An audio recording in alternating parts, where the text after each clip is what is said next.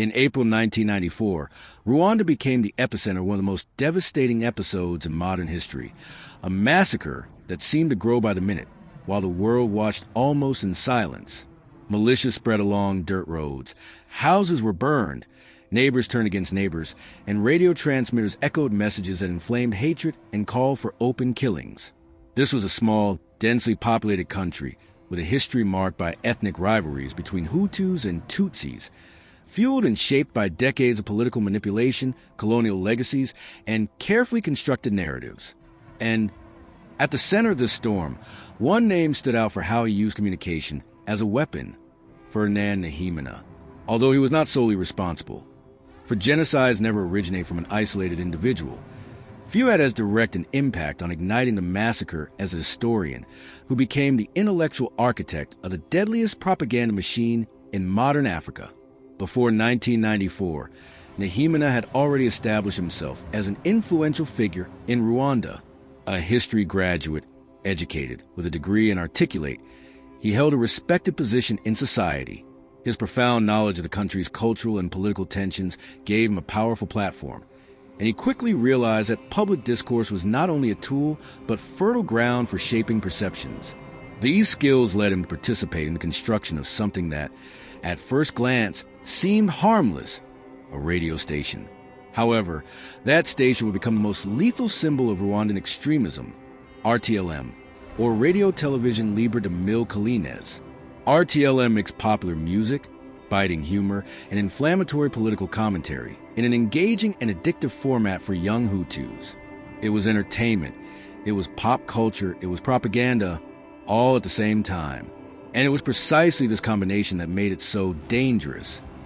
Hate messages were delivered naturally, as if they were simple observations of everyday life. Well-known voices spoke of the Tutsi enemy, describing them as traitors, vermin, thorns in the nation, preparing the psychological ground for the violence to come. The dehumanizing language, repeated with almost hypnotic persistence, acted as a hammer that daily shaped the popular imagination. When President Juvenal Habyarimana's plane crashed on April 6, 1994, an event that triggered the genocide, RTLM had already worked for months to instill a mentality of inevitable confrontation. Immediately after the explosion, the radio station went into action, broadcasting lists of targets, indicating where supposed enemies were hiding, encouraging road blockades, denouncing infiltrated vermin. The airwaves became the guide for the murderers. Entire militias depended on the instructions transmitted by the announcers, many of them directly subordinate to the ideology constructed and promoted by Nahimana, while the streets of Kigali and other regions of the country became rivers of violence. RTLM redoubled its rhetoric. It joked, mocked, laughed while inciting murder. It was a banalization of evil in sonic form. And although many contributed to that chaos, extremist political leaders, the military, paramilitary groups, RTLM was the amplifier that transformed hatred into a coordinated movement. Ferdinand Nahimana was not an executioner. He didn't carry a machete. He didn't wield weapons. He didn't lead attacks. But he was responsible for something equally devastating: providing the ideological fuel and the means of transmission that made possible the rapid and brutal mobilization of tens of thousands of perpetrators. He transformed radio into an instrument of psychological warfare, manipulating fears, reinforcing ethnic myths, and constructing a narrative of national survival that would justify, in the eyes of many Hutus, the elimination of their neighbors. Thus begins the story of how one man, using words organized with calculated precision, helped unleash one of the most shocking massacres of the 20th century. Understanding his trajectory is fundamental to understanding how ideas, when distorted and amplified, can become weapons as lethal as any military arsenal. To understand how Ferdinand Nahimana became one of the central figures in the ideological sedimentation that led to the 1994 genocide, it is necessary to return to the deep roots of Rwanda, a country whose history, often reduced to ethnic categories, is in fact much more complex. Even before the arrival of European colonizers, Hutus, Tutsis, and Twas had coexisted in the territory for centuries, sharing language, culture, religions, and forms of social organization. The categories that would later become deadly markers were originally fluid. There was mobility between them. It was possible, under certain circumstances, for a Hutu to rise economically and be classified as Tutsi, just as an impoverished Tutsi could become Hutu. These identities were more socioeconomic than racial. However, a small seed of distinction, however flexible, would later be cultivated into an abyss. With the arrival of German colonizers at the end of the 19th century and later, the Belgians after the First World War, everything changed. The European powers, deeply influenced by pseudo-scientific racial theories that dominated the thinking of the time, saw in the Tutsis a supposed superior race, closer to European standards. Considered taller and more slender, they were interpreted as descendants of Hamitic peoples, an unfounded theory that suggested that more complex African societies could only have been created by racially distinct foreigners. This Hamitic myth guided colonial policies for decades. The Belgian administration institutionalized the differences, transforming fluid identities into rigid categories. In 1933, the introduction of the famous racial identity cards made official what had previously been merely a social distinction. From that moment on, no one could change groups. It became a fixed destiny, and the colonizers deepened these divisions by distributing privileges and opportunities exclusively to the Tutsis. Education, administrative positions, access to the church, and political influence.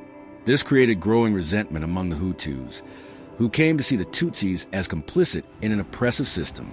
When Rwanda moved towards independence in the 1950s, this volatile structure was ripe for explosion.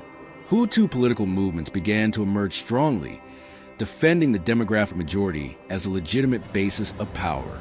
The Belgians, perceiving the changing winds and fearing Tutsi influence that could align with broader anti-colonial projects, reversed their policy. They began to support the Hutus.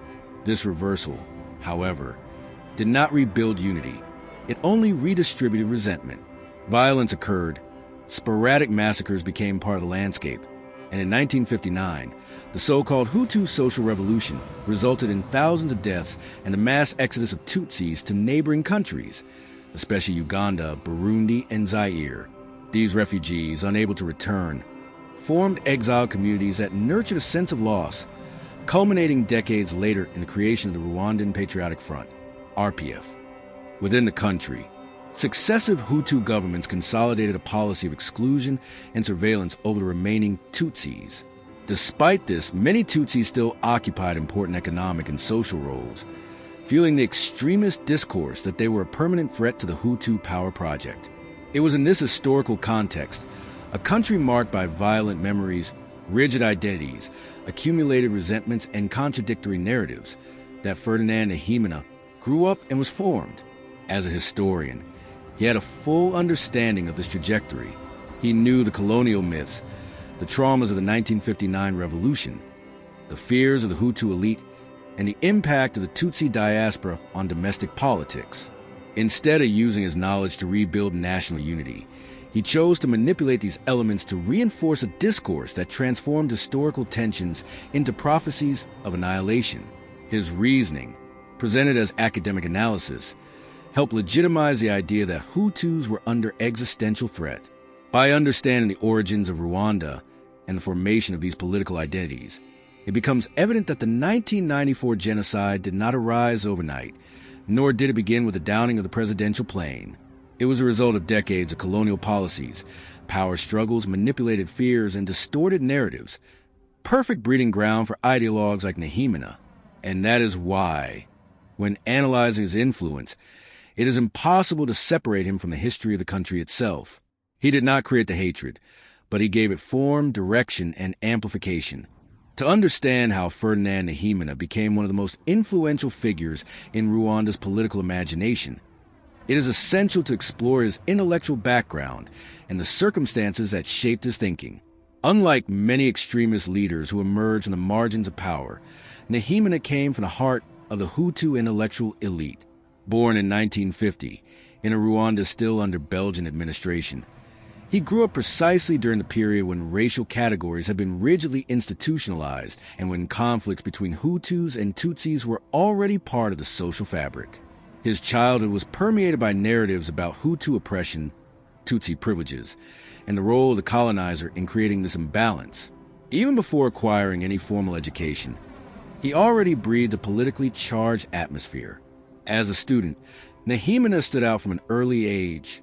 His academic performance led him to follow a path that few Rwandans could achieve during that period: higher education. In a country where access to advanced education was extremely limited, becoming a historian represented more than just intellectual training. It meant integrating into the most influential layer of society. And as a historian, he would have the power to interpret the country's trajectory and shape how the past would be understood by the present. This role would become fundamental in the following years. Nehemina's university education occurred at a time when Rwanda was seeking to consolidate its national identity after the Hutu Revolution of 1959 and independence in 1962. There was an effort to construct a historical narrative that legitimized a majority Hutu power and explained the country's past in the light of a liberation struggle against Tutsi privileges. For many Hutu academics, this approach was seen as necessary to reaffirm national identity. Nehemina fits into this context as someone who saw history as a political weapon, an instrument capable of organizing collective thought. His academic career quickly transformed him into one of the country's leading intellectuals. The Rwandan government, recognizing his skill and influence, began to call upon him to occupy strategic positions. He became director of the National Institute of Scientific Research and later Minister of Information. In these positions, Nehemina had access to networks of political and intellectual power that shaped the country. He interacted with members of the ruling elite, with military personnel, with diplomats, and with other intellectuals who defended Hutu supremacy as the basis for national stability. During this period, he began to formulate a specific vision for the future of Rwanda. He believed that the Tutsis, especially those exiled in neighboring countries, represented a permanent threat to Hutu sovereignty. The rise of the Rwandan Patriotic Front, RPF, formed mainly by exiled Tutsis, reinforced this perception. For Nehemina, Rwandan history was a cycle of Tutsi domination and Hutu resistance, and he saw the return of the exiles as an attempt to reestablish a past of oppression. His interpretations were not merely academic. These became deeply ingrained political convictions. Starting in the 1980s, Nehemina began acting as an ideological strategist within the National Republican Movement for Democracy and Development MRND, the ruling party. It was in this environment that he became close to figures who would later become extremist leaders, including members of the Future Coalition for the Defense of the Republic, CDR, a radical group that advocated openly segregationist policies. His influence grew, his discourse became more rigid, and his vision of the country adopted increasingly polarized terms. The turning point, however, occurred when he became directly involved in creating media outlets designed to promote what he called Hutu consciousness. For Nehemina, radio was more than just an information vehicle. It was the perfect instrument for shaping mass opinions, emotions, and identities. In a country with low literacy rates, where the spoken word held enormous power, radio could reach thousands of people who would never read a newspaper or an academic work. He realized that by controlling the public narrative, he could influence the perception of threats, fuel historical fears, and reinforce the idea that Hutu survival depended on constant vigilance. His intellectual background, therefore, did not transform him into an extremist overnight. It was a gradual process, built upon historical resentments, political opportunities, and personal convictions.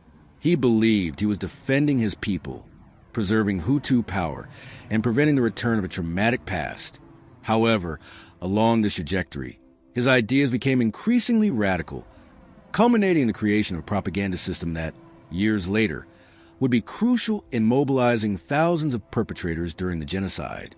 To fully understand the rise of Ferdinand Nehemina and the decisive role he played in the 1994 genocide, it is essential to contextualize Rwanda within the profound political, economic, and international transformations that marked the decades preceding the tragedy. The country did not exist in isolation. It was part of a post-colonial Africa seeking to balance modernization, internal instability, regional disputes, and a global reconfiguration that emerged after the Cold War. Each of these forces pressured Rwanda in a particular way, and Nehemina perceived, like few others, the opportunity to transform this tense environment into ideological ammunition. During the 1970s, under the government of Juvenal Habyarimana, who assumed power in 1973 after a military coup, Rwanda seemed relatively stable.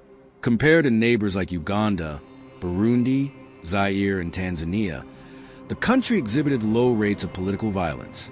This stability, however, was illusory.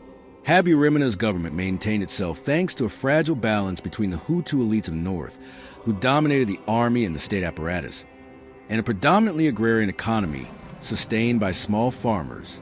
About 90% of the population lived off subsistence farming. Any change in the economic climate could completely destabilize the country, and that is exactly what happened in the 1980s. International crises, the fall in coffee prices, Rwanda's main export product, and the decrease in external financial support drastically pressured the economy. The country faced a deep recession, increased unemployment, and growing difficulty in supporting a rapidly growing population. Discontent exploded in several regions. The ruling elite, fearing the loss of control, began to fuel a narrative that blamed the internal Tutsi threat for the national difficulties. It was an easy and convenient explanation that deflected blame from the government and offered a clear enemy. The situation worsened in 1990 when the Rwandan Patriotic Front, RPF, composed mostly of Tutsis exiled in Uganda since the 1960s and 1970s, launched a military offensive against northern Rwanda. This attack marked the beginning of the Rwandan Civil War. Although the RPF claimed to be fighting for the right of return of refugees, the government and pro-regime media portrayed the invasion as an attempt at Tutsi recolonization. This rhetoric inflamed old fears, reinforcing the idea that internal Tutsis were complicit with the invaders and therefore enemies of the state. In this context, the international community exerted strong pressure on Habyarimana to democratize the country. The fall of the Berlin Wall and the end of the Cold War had transformed global alliances. Western powers began demanding political reforms in African nations that had previously been maintained as strategic allies only in opposition to the Soviet bloc. For Rwanda, this meant the obligation to hold multi-party elections and share power. The Hutu elite in the north feared this would weaken their hegemony. Thus, two crises converged: external pressure for democracy and the internal war against the RPF.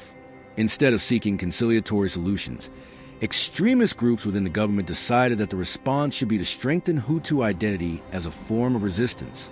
It was in this environment that ideologues like Ferdinand Nahimana became essential. They provided the intellectual framework to justify increasingly radical policies. Internally, society was fragmenting. Anti-Tutsi propaganda grew both in newspapers and in political circles. Several emerging parties embraced extremist agendas. The Coalition for the Defense of the Republic, CDR, an openly radical group, promoted the discourse that the Tutsis were historical traitors who needed to be isolated and controlled. Tensions reached a critical point when Habyarimana signed the Arusha Accords in 1993, which stipulated a ceasefire with the RPF and political integration. Although the accords were a step towards peace, extremists interpreted them as betrayal. From that moment on, armed militias multiplied, especially the Interahamwe, receiving training, weapons, and veiled instructions from figures within the government. The weakened economy facilitated recruitment. Unemployed young people were attracted by promises of power, food, or simply belonging. Propaganda, militarization, and social crisis intertwined explosively. All of this global and domestic scenario prepared the ground for the strategy that would make Nahimana stand out, transforming the media into an instrument of psychological warfare. He understood that, in a country in crisis, a compelling narrative could mobilize the masses more effectively than any organized military force. And when RTLM's waves finally began to echo, they were entering an already inflamed environment. They only needed a spark to ignite everything. Before becoming one of the most influential figures in the ideological machine that fueled the 1994 genocide, Ferdinand Nahimana followed a trajectory that, at first glance, seemed to be that of a respectable intellectual and a dedicated public servant. But in retrospect, each stage of his rise reveals signs of how his thinking gradually and dangerously aligned itself with the political extremism taking shape in Rwanda. His story is a compelling example of how cultural capital, academic prestige, and intelligence can be instrumentalized for destructive ends, especially when placed at the service of a totalitarian ethnic project. Born in 1950 in the Ruhengeri province, a northern region deeply linked to the Hutu elite that would dominate the country under Habyarimana, Nehemia grew up in an environment of intense ethnic politicization. From an early age, he lived with narratives that described the Tutsis as a historically oppressive aristocratic group. Although he pursued an academic career, his thinking never completely detached itself from these ideological foundations. Conversely, his studies of Rwandan history helped to give intellectual form to discourses that until then had circulated in a diffuse and unstructured manner. After enrolling at the National University of Rwanda, he quickly distinguished himself as a brilliant student, especially in the areas of history and social sciences. The government, attentive to the propagandistic potential of aligned intellectuals, sponsored his studies in France, where he wrote a thesis that sought to reinterpret the pre-colonial and colonial history of the country. Instead of adopting a critical and pluralistic approach, Nehemia reproduced and refined the Hutu version of history, arguing that the Tutsis were Nilotic immigrants who had dominated the Hutu population for centuries. This narrative, although historically contested, offered a moral basis for policies of exclusion. Upon returning to Rwanda, Nehemia was quickly incorporated into the state system. He became a professor at the National University of Rwanda and held prominent administrative positions, including director of ORINFOR, Office Rwandais d'Information, the agency responsible for official government communication. In this role, he began to exert direct influence over newspapers, radio, and news content, progressively shaping the country's editorial line. His work helped reinforce a narrative that the Tutsis represented a constant danger and that the Hutu majority should remain vigilant. With the start of the Civil War in 1990, Nehemia saw his worldview gain ground. The invasion by the RPF seemed to him to confirm that the Tutsis, even in exile for decades, remained determined to regain power. From that point on, Nehemia ceased to act solely as an academic and began to openly position himself as a political activist. He joined the ruling MRND party and aligned himself with its extremist wing, the so-called Akazu, a power circle linked to Habyarimana's wife and responsible for coordinating propaganda and violent strategies. Within this group, his role was clear: to provide intellectual legitimacy to the Hutu Defense Project. Simultaneously, Nehemia began to severely criticize any attempt at pacification with the RPF. In articles, speeches, and public debates, he argued that agreements like those in Arusha represented an existential threat to Rwanda, as they would allow the return of the invaders. His rhetoric combined erudition with alarmism, creating a seductive discourse for a population weakened by the economic crisis, seeking simple explanations and radical solutions. During this period, he also became close to politicians and military figures involved in the creation of paramilitary militias. Although he did not directly participate in training, he helped create the intellectual climate that justified the militarization of Hutu youth. His influence wasn't limited to the content he produced, but also extended to his calculated silence in the face of increasingly violent discourse.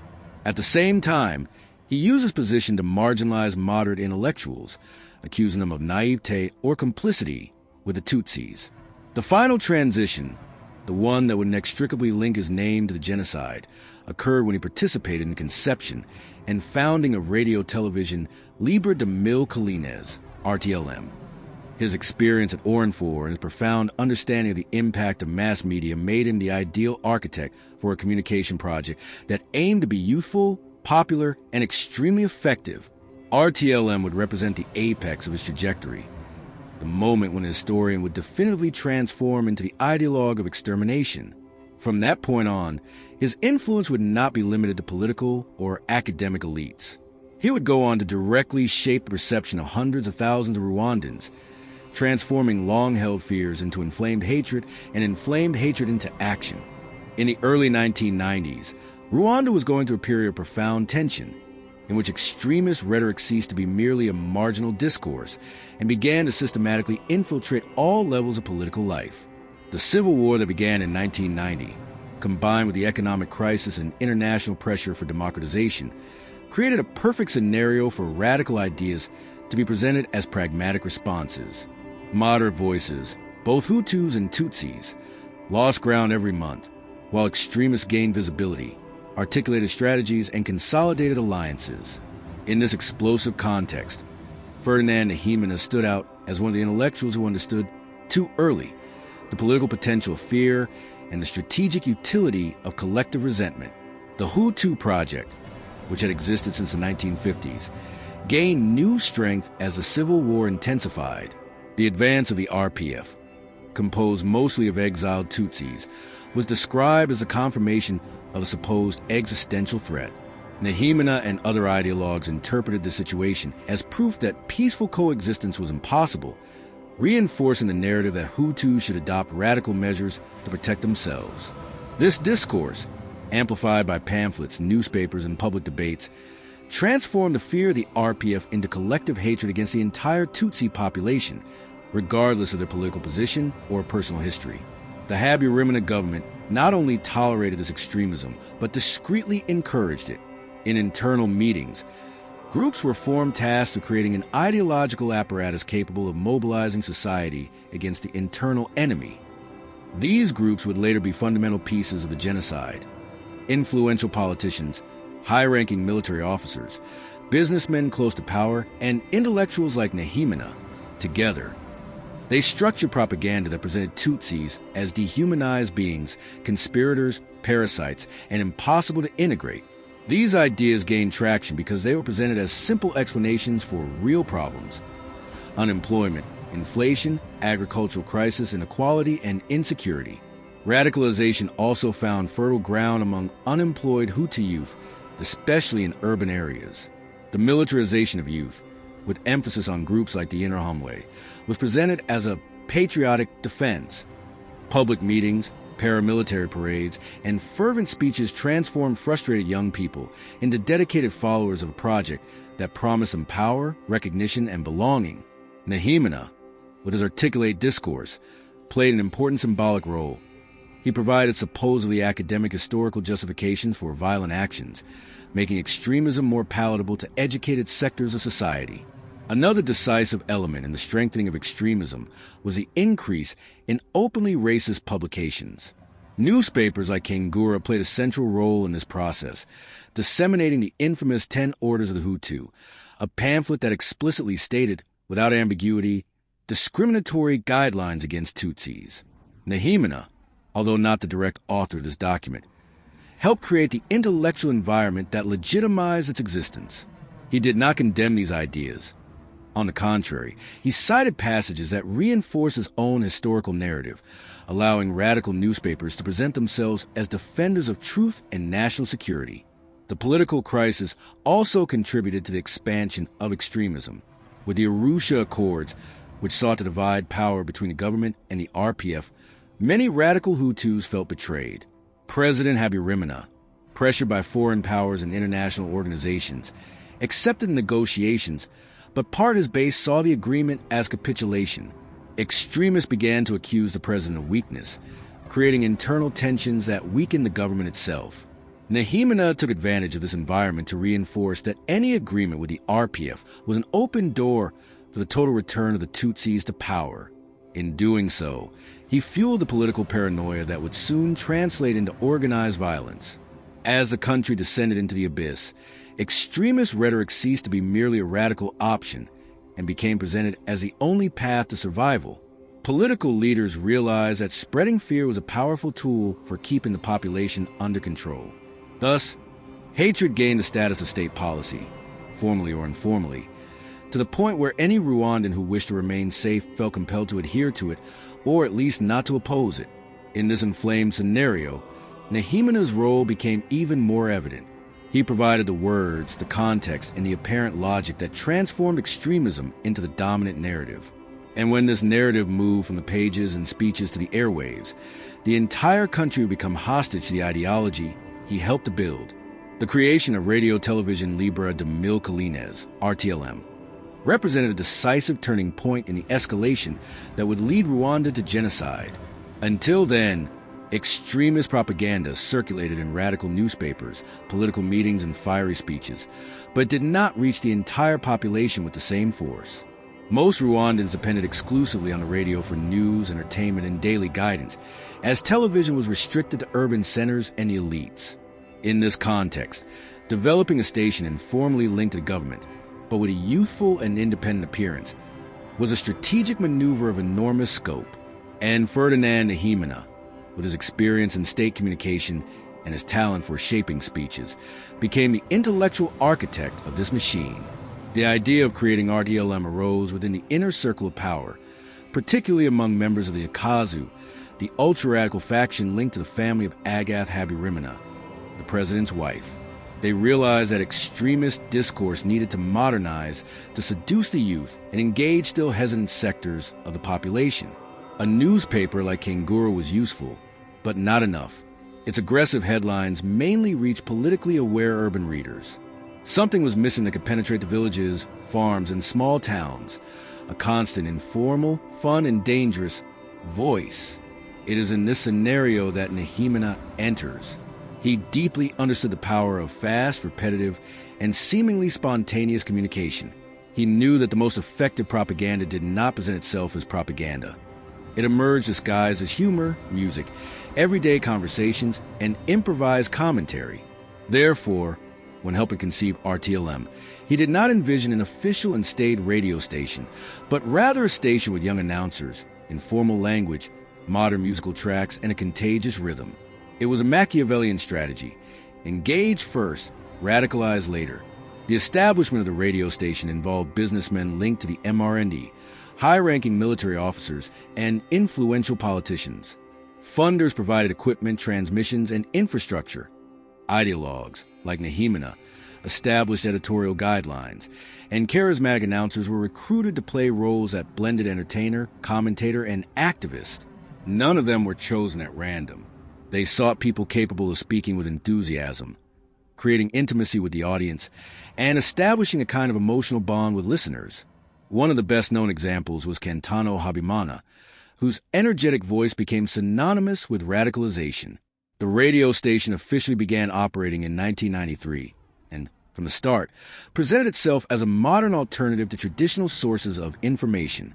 It played popular music, told jokes, narrated sporting events, discussed gossip, and commented on politics with apparent spontaneity. But behind this light facade, there was a clear objective: to transform fear into hatred and hatred into mobilization. Nahimana didn't need to be on the microphone to influence the content. It was enough to define the general frameworks, guide recurring themes, and encourage specific narratives. He helped create the format, and the format would do the rest. The choice of language was key to RTLM's success.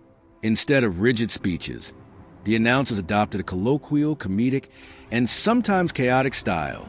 They laughed when mentioning the FPR, mocked moderate politicians, and made constant insinuations about the Tutsis. The seemingly relaxed tone made the message more palatable.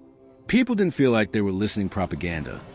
They felt like they were listening to friends. This approach allowed violent messages to be gradually inserted, camouflaged among jokes and popular music. Little by little, the dehumanization of the Tutsis became normalized. Furthermore, the radio functioned as a space to test boundaries. The announcers frequently made ambiguous comments, observing the audience's reaction. When they perceived that a more aggressive discourse was well received, they intensified the tone. This process was not spontaneous. It was part of a strategy to measure the degree of radicalization in society and adjust the volume of propaganda according to its receptiveness. Nahimana, with his analytical profile, understood that symbolic violence needed to be phased in, never introduced all at once. RTLM also served as an instrument of unification among different extremist cells. Through the radio, militants from various regions received similar instructions, reinforcing the feeling of belonging to a national movement. This helped build a collective identity among militias like the Interahamwe. The radio gave voice to their ideology, strengthening the feeling that they were acting with popular support and historical legitimacy. From 1993 onwards, RTLM's influence grew exponentially. In bars, markets, and rural homes, people left the radio on all day. The station transformed every political event into fuel for extremism. When President Habyarimana's plane was shot down on April 6, 1994, RTLM was already prepared to assume its fatal role, inciting, coordinating, and accelerating the massacre.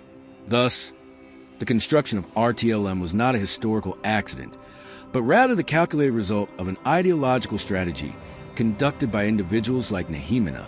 The radio station would, within a few months, become the most efficient tool of extermination in modern history, and the voice that would echo throughout Rwanda would bear the mark of its architects. When RTLM was launched in 1993, its informal language and youthful aesthetic seemed like a mere innovation in the Rwandan media landscape. But as the months went by, the radio gradually abandoned any semblance of neutrality and transformed itself into a direct instrument of incitement to violence. The original strategy, engage first, radicalize later, began to bear fruit. The audience grew rapidly, and with it came the opportunity to shape the population's behavior. At this point, Ferdinand Nehemina and other ideologues realized that propaganda no longer needed to be subtle. The ground was prepared for a more explicit, aggressive, and, above all, targeted discourse. The change in tone occurred gradually, but noticeably. In the first few months, jokes about Tutsis were presented as political humor, insinuating that this group represented arrogance, betrayal, and unbridled ambition. Listeners laughed, and the laughter, repeated daily, normalized stereotypes that were previously restricted to radical circles. Over time, the jokes turned into direct accusations. Tutsis were portrayed as accomplices of the RPF, as internal saboteurs, and as enemies of the state.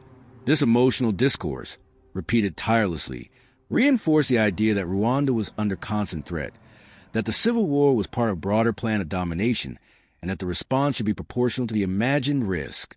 RTLM's central technique consisted of merging entertainment with propaganda. Popular music created a light-hearted atmosphere, allowing dangerous messages to be inserted without psychological resistance.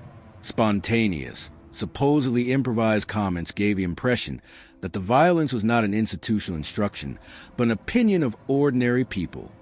This strategy was deliberate. The more natural the hatred seemed, the harder it would be to refute it. Nehemina understood this mechanism well, as his deep knowledge of Rwandan history and culture allowed him to anticipate social reactions and calibrate his discourse according to the audience's receptiveness. Throughout 1993 and early 1994, the radio station began using increasingly explicit metaphors to describe the Tutsis. Words like snakes, cockroaches, and invaders became frequent. This type of language was not merely insult. It was dehumanization. By reducing an entire group to pests, RTLM facilitated the acceptance of violence against them. Killing a cockroach was not considered crime. Thus, eliminating a Tutsi came to be seen as an act of cleansing, a patriotic gesture. This type of discourse did not arise spontaneously. It was a result of meticulous ideological construction, grounded in the narrative that Nehemina and other radicalized intellectuals had been defending for years. Another element that contributed to transforming RTLM into a weapon was the role of the announcers. They spoke with enthusiasm, intensity, and above all, with apparent sincerity. Cantano Habimana, George Ruggiu, and other presenters developed an intimate relationship with their listeners. They called them by name, made inside jokes, mentioned specific neighborhoods, cited acquaintances. This emotional closeness increased the credibility of the violent messages. When these announcers encouraged hostility against Tutsis, many listeners interpreted the discourse as advice from close friends, not as a political order. The radio also played a central role in reinforcing rumors and conspiracy theories. False news was disseminated as fact. Allegations of massacres committed by the FBR, supposed Tutsi plans to kill Hutus, and fabricated stories of betrayals and espionage. These rumors created a climate of permanent paranoia, in which any everyday gesture, a visit, a phone call, a change in routine, could be interpreted as a sign of conspiracy. Reality was replaced by a mental environment where extermination seemed paradoxically like self-defense. As the country approached 1994, RTLM began to test more explicit limits. Comments suggesting acting against internal enemies became more frequent. Indirect references to violence began to occupy a larger space in the programming. And although the radio still avoided directly saying kill, its subtext had become evident. The rhetoric prepared listeners for what would come after the presidential plane crash. the moment when the radio would abandon any ambiguity and become the center for coordinating the massacre. At that point, RTLM had already fulfilled its main role, transforming prejudices into convictions, convictions into hatred, and hatred into a willingness to commit violence. And all of this was only possible because individuals like Ferdinand Nahimana understood, with dangerous clarity, how to unite historical discourse, emotional manipulation, and mass media into a single instrument of destruction. On the night of April 6, 1994, Rwanda plunged into one of the most decisive and most controversial events in its modern history, the downing of the plane carrying President Juvenal Habyarimana. The impact occurred near Kigali minutes before landing and killed all occupants, including the president of Burundi, Cyprien Ntaryamira. To this day, the authorship of the attack remains a subject of intense debate. But regardless of who fired the missile, what happened immediately afterward left no doubt about a brutal truth. Extremist sectors of the government were prepared to act. The plan did not begin that night. It merely entered its final phase. And RTLM, shaped, structured, and ideologically influenced by figures like Ferdinand Nahimana, played a central role in the instantaneous transition from political crisis to systematic extermination. The political climate before the plane crash was already tense. The Arusha Accords, signed in 1993, had created an atmosphere of deep suspicion between radical and moderate Hutu factions. The presence of FPR troops in Kigali, authorized by the agreement, fueled conspiracy theories that circulated freely on RTLM and in extremist newspapers. For many radicals, Habyarimana had gone too far into concessions. They believed that allowing power sharing was tantamount to handing the country back to the Tutsis. Thus, when the plane crashed, these tensions did not explode spontaneously. They were triggered. Almost immediately after the explosion, the first military and police barriers appeared in the capital. The speed of the response indicated prior organization. The lists of people to be eliminated, political opponents, journalists, activists, community leaders, Tutsi and moderate Hutu intellectuals, began to be executed with frightening precision. The Prime Minister's house, Agath Uwilingiyimana, was surrounded within minutes. Soldiers of the Presidential Guard eliminated politicians who defended multi-party democracy. All this occurred even before any investigation or official pronouncement about the plane crash was made. It was a coordinated action, not an improvised reaction. Immediately afterward, RTLM entered the scene. The radio station abandoned its usual mix of music and humor and adopted an urgent, militarized, inflammatory tone. The narrative immediately disseminated was clear. The FPR had shot down the plane. The internal Tutsis were complicit, and the Hutu population should act to prevent the advance of the enemies. This discourse not only identified supposed culprits, but also established what should be done, and legitimized violence as an inevitable response. RTLM transformed the plane explosion into a moral justification for a planned massacre. The choice of words at this stage was calculated. The announcers repeated expressions such as "rise up," "defend the nation," "remove the traitors," and "act before it's too late." Although they openly avoided directly ordering to kill, the context left little room for alternative interpretations. The radio cited specific neighborhoods, names of wanted individuals, and locations where enemies were supposedly hiding.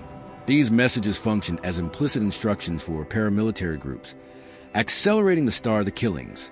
The Interahamwe, which had been training and armed for years, mobilized immediately. In various parts of Kigali, militiamen began setting up barricades, blocking roads, and conducting identity checks. People were pulled from their cars. Their wallets were examined, and anyone identified as Tutsi was murdered on the spot. Within hours, the violence spread beyond the capital, reaching townships and villages where pre-trained local leaders took command of the operations. Meanwhile, figures like Nahimana didn't need to be physically present on the streets. Their role had been played before, to create the intellectual framework that normalized segregation, reinforced historical fears, and transformed a political crisis into an existential struggle. Propaganda had prepared society to interpret the plane crash as the definitive sign that it was necessary to eliminate the internal enemy. RTLM, at that critical moment, did not initiate the genocide, but removed any remaining hesitation. The psychological impact of Habyarimana's death was decisive. For many radical Hutus, the president was not just head of state. He was a symbol of stability and a barrier against the RPF. His death was framed as the final proof that Rwanda was facing a plot of destruction. When the radio repeatedly announced that the attack was the responsibility of the Tutsis, the narrative became explosive fuel. The population, already manipulated for years, reacted as the ideologues expected, with immediate violence. Thus, the plane crash did not create the genocide. It merely opened the door for a meticulously prepared, ideologically structured, and media-cultivated plan to be fully executed. From that night on, the sleeping beast awoke, and nothing would be able to contain it. When the presidential plane crashed on the night of April 6, 1994, Rwandan extremists reacted with a speed and precision that could only come from advanced preparation. One of the first actions, even before the population understood what was happening, was the systematic assassination of moderate leaders, both Hutus and Tutsis, who advocated negotiations, coexistence, and the implementation of the Arusha Accords. This strategic move not only eliminated individuals who could curb the violence, but also destroyed the last institutional barriers that could contain the total collapse of the country. The death of the moderates made genocide politically inevitable. The first targets were central figures in the democratic transition process. Among them was Prime Minister Agathe Uwilingiyimana, a moderate Hutu who represented a real threat to the extremists. Her determination to implement the Arusha Accords placed her at the center of deep tensions with members of the Presidential Guard and the Akazu. On the morning of April 7th, a few hours after the attack on the plane, soldiers surrounded her residence. Despite the presence of Belgian blue helmets assigned to protect her, she was captured and murdered. The attack also led to the brutal execution of 10 Belgian soldiers, in an operation clearly planned to force a withdrawal of international troops from Rwanda, thus facilitating the expansion of violence without foreign witnesses. Uwilingiyimana's death was only the beginning. The president of the National Assembly, leaders of opposition parties, moderate ministers, mayors, and councillors were hunted down and eliminated in sequence. The executions were not random. They followed pre-prepared lists that had circulated among extremist groups even before the plane crash. This level of detail indicated that the genocide was not a spontaneous reaction to the presidential disaster, but part of a complex strategy in which the elimination of moderate voices was a necessary step. While the executions were taking place, RTLM played a direct role in the moral justification of these assassinations.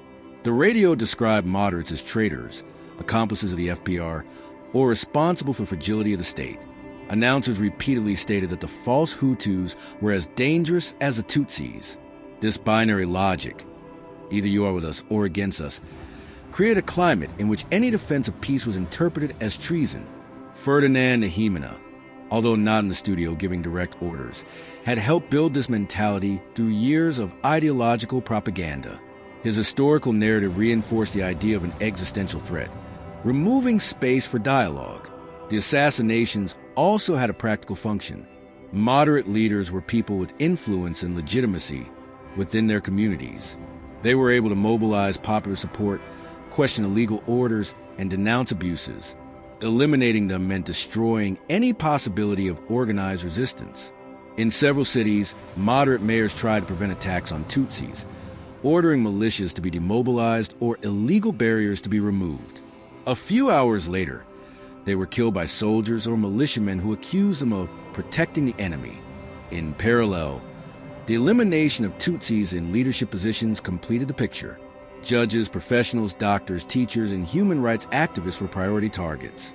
The intention was clear: to prevent any figure with intellectual or moral capacity from documenting, denouncing, or organizing protection networks.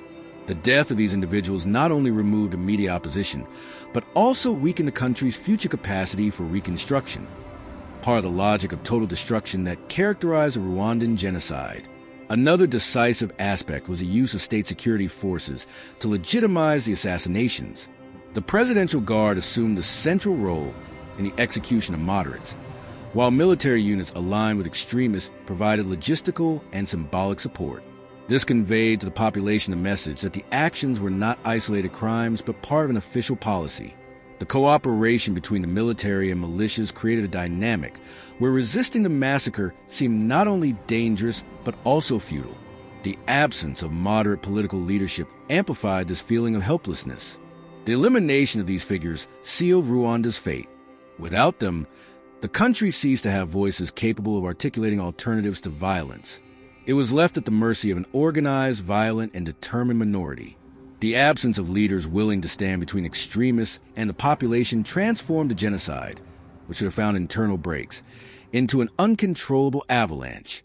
The forced silence of the voices of peace gave way to the roar of total destruction, and from that moment on, nothing could stop what was to come.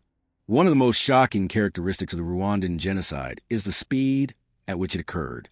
In just 100 days, approximately 800,000 people were murdered, a faster rate of killing than that recorded in other 20th century genocides.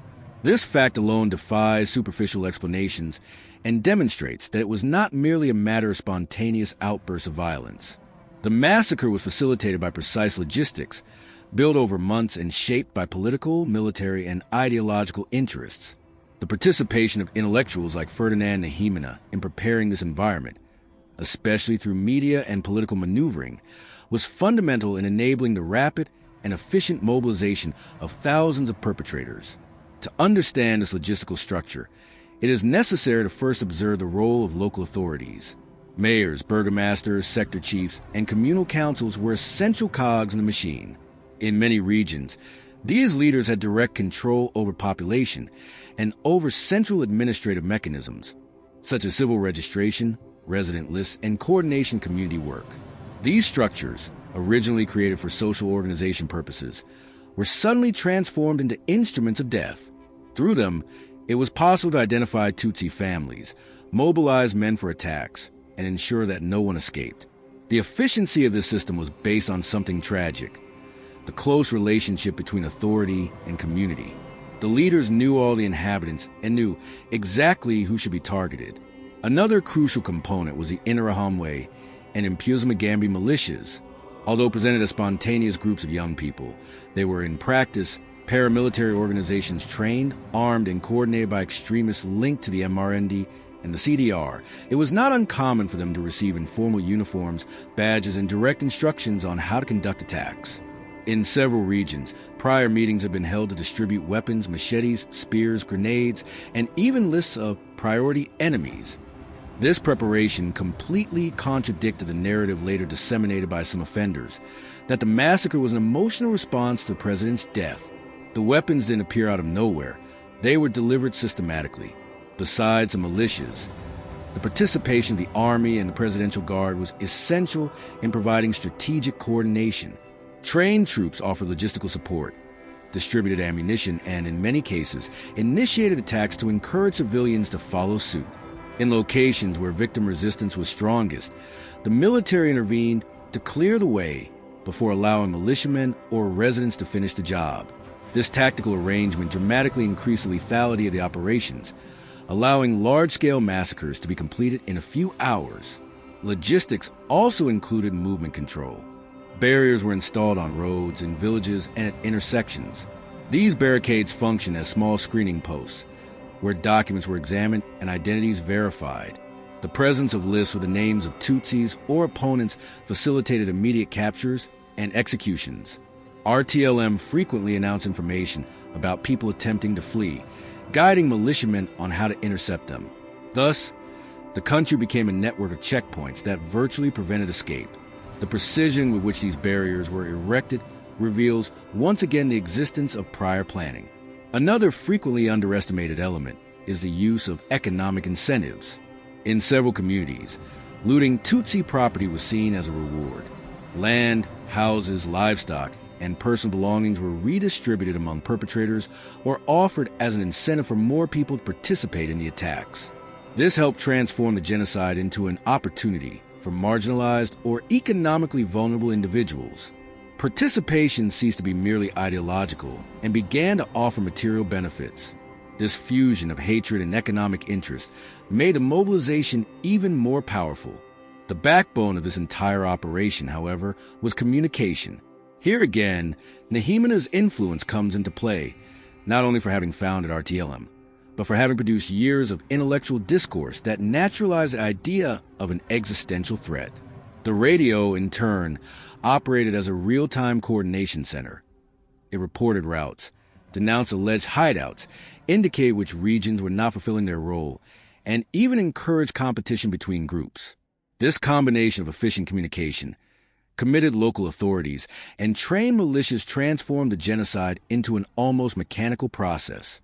The logistics of the extermination in Rwanda were not a product of chaos, but a perverted order.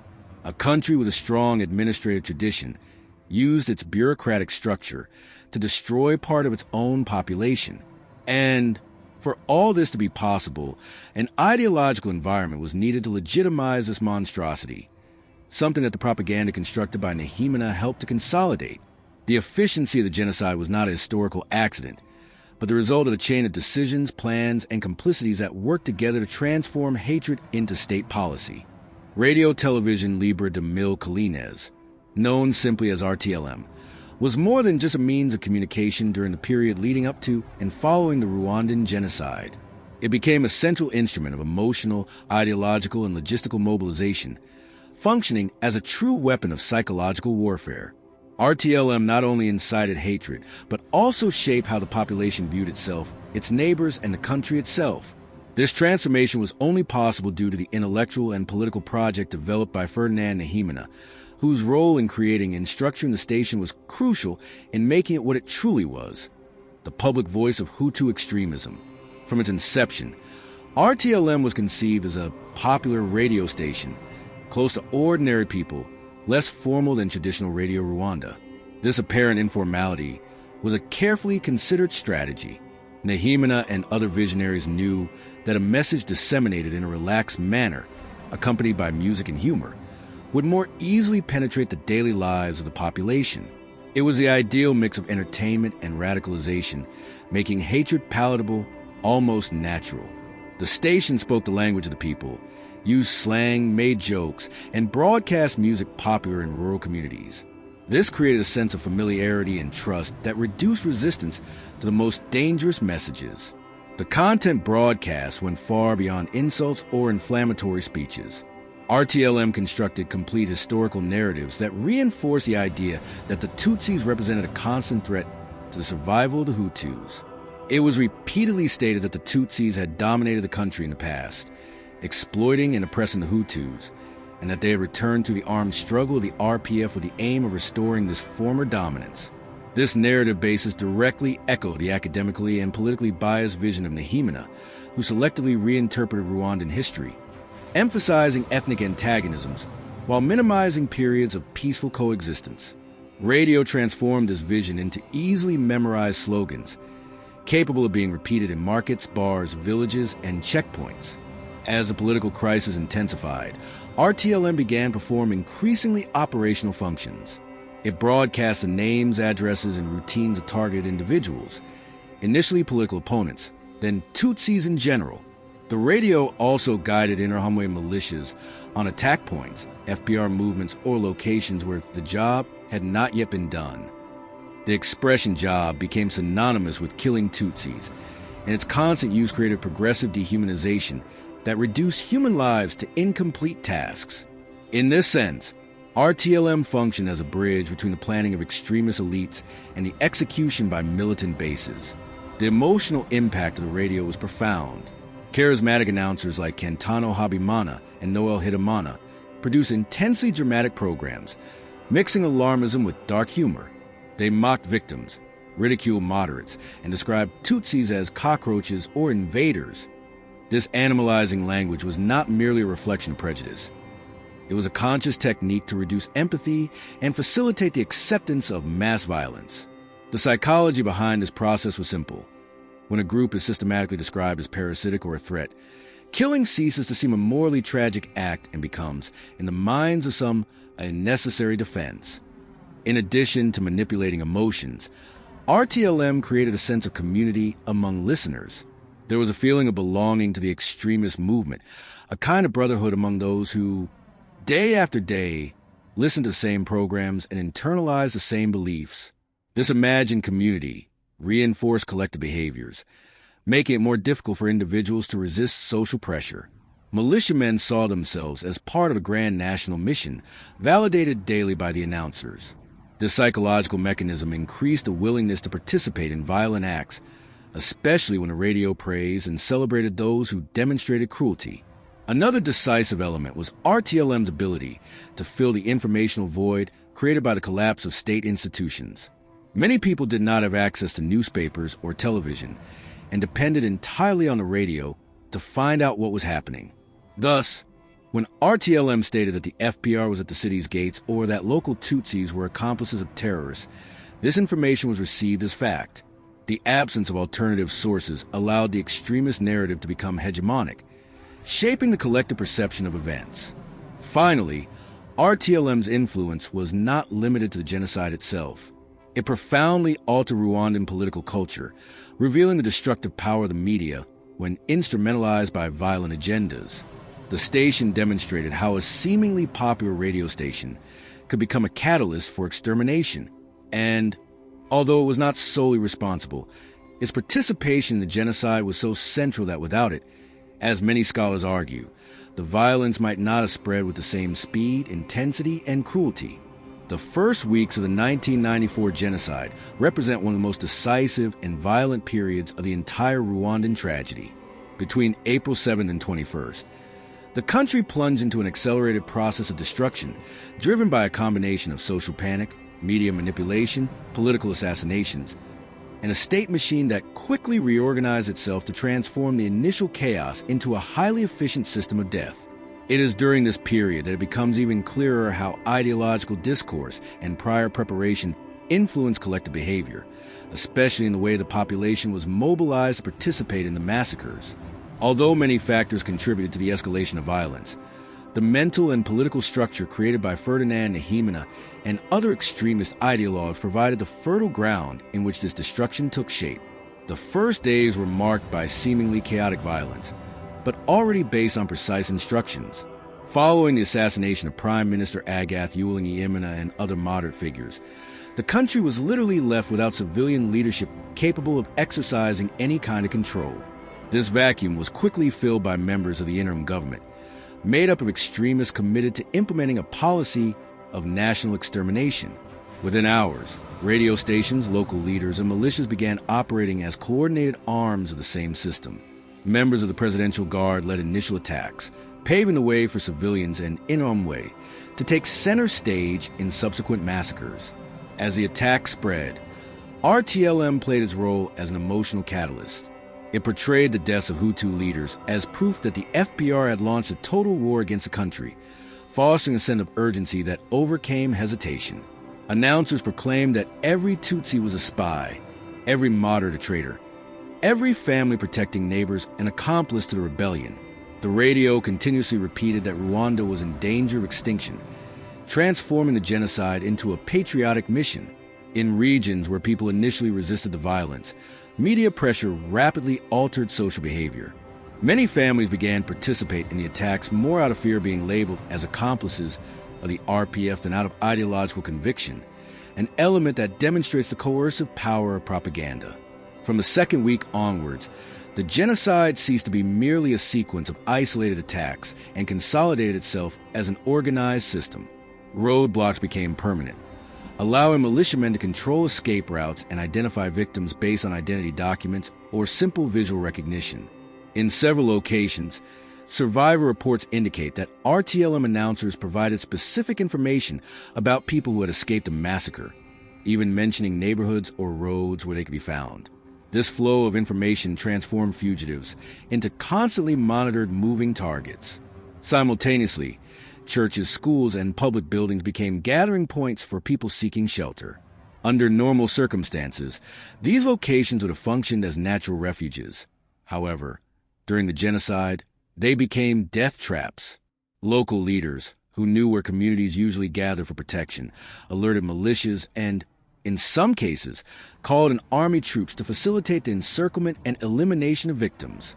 One of the most tragic aspects of this period is that many of the most brutal attacks occurred precisely in places where people believed they would be safest. The historical trust in these institutions ended up being instrumentalized by the perpetrators. In several regions, the violence was amplified by local rivalries, land issues, and old community conflicts that resurfaced under the guise of extremist propaganda. The ideology provided by Nehemina and his allies had transformed social and political differences into existential antagonisms, opening space for personal frustrations to be channeled into collective violence. Thus, although the genocide had a national direction, its execution involved microsocial dynamics that made the slaughter even more devastating. In the first few weeks, the failure of the international community also became evident. UN troops, with limited mandate and prohibited from intervening, watched helplessly as the destruction began. Instead of reinforcing the mission, foreign governments authorized the evacuation of their citizens, leaving the Rwandan population completely vulnerable. This withdrawal reinforced the feeling among extremists that there would be no immediate international consequences for their actions. The absence of international witnesses served as an incentive for the violence to intensify.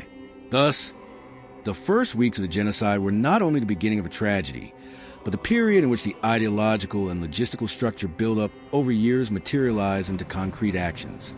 It was when what seemed unthinkable became commonplace, when neighbors became enemies, and when hate speech, relentlessly fueled by figures like Nehemina, took physical form in the streets, valleys, and hills of Rwanda. The Rwandan genocide cannot be understood merely as an explosion of popular hatred or as the result of out-of-control militias. For the destruction to reach such a national scale and extreme speed to collapse, and at the same time, the instrumentalization of state institutions was necessary.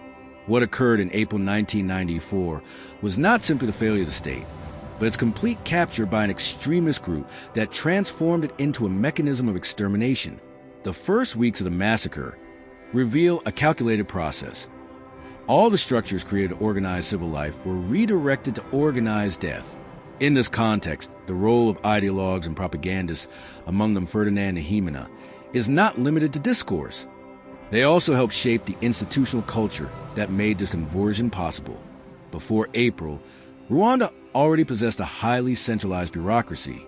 The state, inherited from the colonial period and deepened in the post-independence regime, exercised rigorous control over villages, communes, and municipalities. Every citizen was registered. Each district had formal and informal leaders, and virtually all community activity required some form of state authorization. This model, while efficient in times of peace, became extremely dangerous when captured by extremists. As soon as the interim government took power after the death of President Habyarimana, this centralized structure allowed genocidal orders to be disseminated rapidly, reaching the most remote corners of the country in a matter of hours. The first institution to collapse, or more precisely, to realign itself with extremist interests, was the national executive itself.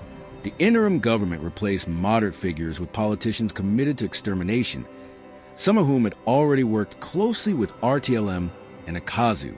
This political composition sealed the fate of the state apparatus. Ministries began issuing communiques that disguised elimination orders as national security measures. The official discourse equated Tutsis with the FPR and treated the persecution as defense of the homeland. By legitimizing the extremist narrative at the highest level, the government paved the way for local administrations to apply violence as if it were public policy.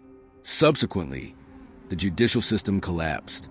Judges and prosecutors who attempted to intervene, protect victims, or denounce abuses were quickly replaced or assassinated.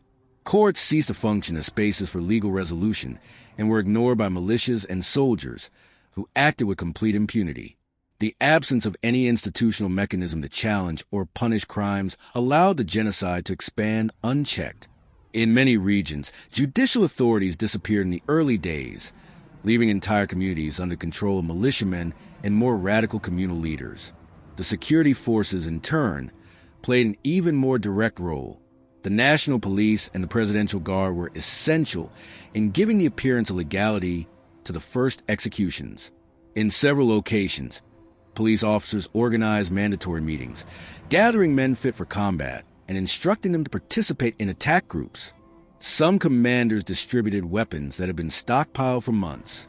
Others oversaw massacres to ensure there was no resistance. The collaboration between police forces and militias was so close that it was often difficult to distinguish who held authority. The boundary between legal and illegal completely disappeared. Local administrations were also fundamental to the extermination machinery. Mayors and burgomasters, historically respected figures in the communities, became direct coordinators of the killing operations. They organized lists of victims, convened community meetings to incite residents, oversaw roadblocks, and, in some cases, personally participated in the massacres. In areas where local leaders resisted, they were replaced by more loyal extremists. This process demonstrates that the genocide only reached every corner of the country because the state functioned as a transmitter and amplifier of the interim government's decisions. The collapse of protective institutions, especially schools, churches, and hospitals, was another additional tragedy. These spaces, traditionally linked to care and solidarity, became centers of massacre. Some religious institutions tried to resist, but many were forced infiltrated or corrupted by armed extremists. The use of hospitals as capture points and churches as traps reveals how deeply the Rwandan institutional fabric had been eroded. RTLM's role was intertwined with this process, as the radio station helped legitimize the use of institutions for violence. Its broadcast asserted that local authorities who did not cooperate were complicit with the RPF, that police officers who refused to kill were traitors, that priests who sheltered Tutsis were protecting internal enemies. This public pressure, reinforced daily, helped align institutional behaviors with extremist ideology. Thus, propaganda not only influenced civilians, but also shaped the decisions of state officials, normalizing the abuse of power and the destruction of ethical duties. In a few weeks, Rwanda ceased to be a failed state and became a murderous state. Its institutions, previously intended for governance, protection, and public service, began to organize and rationalize death. This process reveals that the genocide was not a consequence of the collapse of the state, but of its capture and the calculated use of its entire structure to implement the most extreme policy of destruction. The Rwandan genocide left deep scars not only on African history, but also on global moral consciousness. Among the most emblematic figures held responsible for the tragedy is Ferdinand Nahimana, historian, intellectual, and co-founder of RTLM.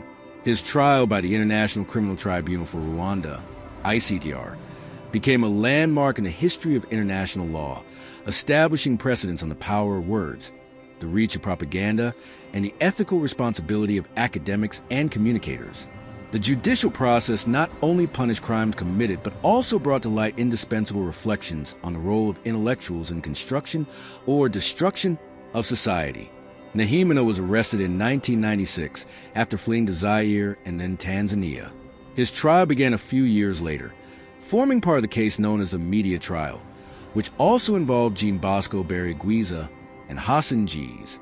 This process aimed to determine the extent of the responsibility of media leaders and intellectuals in organizing the genocide. It was a particularly challenging task because many of the accused had not physically participated in the killings, but had shaped discourses, mobilized emotions, and created the environment that allowed the massacres to be carried out. The central question was, to what extent can words be considered weapons? The evidence gathered by the tribunal was compelling. Documents, RTLM recordings, survivor testimonies, and academic analyses demonstrated that Nahimana was not merely a distant founder of the radio station, but one of the main architects of the hate narrative it disseminated.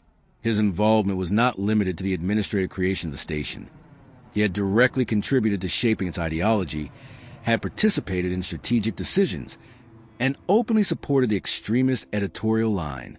Although he was not in the studio during many of the most inflammatory broadcasts, his influence was undeniable. The ICTR understood that, without him, RTLM probably would not have reached the lethal form it did. One of the central points of the trial was the distinction between freedom of expression and incitement to genocide. Nahimana's defense argued that his contributions were part of the Rwandan political debate, and that he could not be held responsible for extreme interpretations of his ideas. However, the court rejected this argument, showing that the speeches broadcast on the radio went far beyond political criticism. They were direct calls to violence. RTLM identified targets, labeled Tutsis as enemies, and incited listeners to kill. The ICTR stated that freedom of expression does not cover speech that incites crimes against humanity, defining legal limits that remain relevant to this day. The original sentence condemned Nehemia to life imprisonment, later reduced to 30 years on appeal.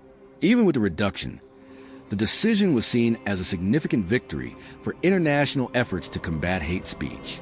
The verdict reinforced the understanding that intellectual leaders have a special responsibility for the impact of their words.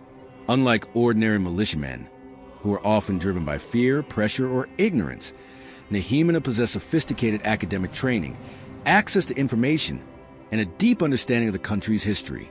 He chose to use this knowledge to strengthen destructive ideologies. The court highlighted precisely this point. The greater the intellectual capacity, the greater the ethical responsibility. The trial also had global repercussions. It became a reference point for debates on media, war, and human rights, being cited in discussions about extremist discourse in other regions of the world. It demonstrated that genocide is not born only from weapons or battles, but also from carefully constructed and disseminated ideas. This understanding broadened the notion of international crime, including not only those who kill, but also those who prepare the ground for the killing.